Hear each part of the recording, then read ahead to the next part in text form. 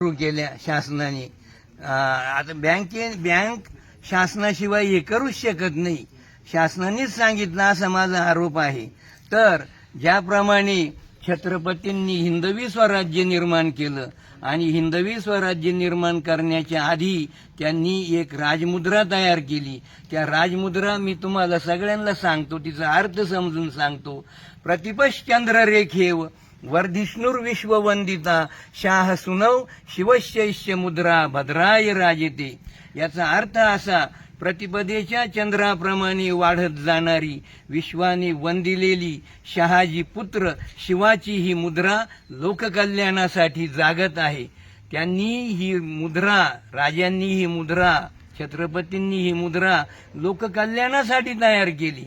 पण आमचे राजे काय आता लोककल्याण करतात की काय आम्हाला काही कळतच नाही. त्यांनी निवडणुकीच्या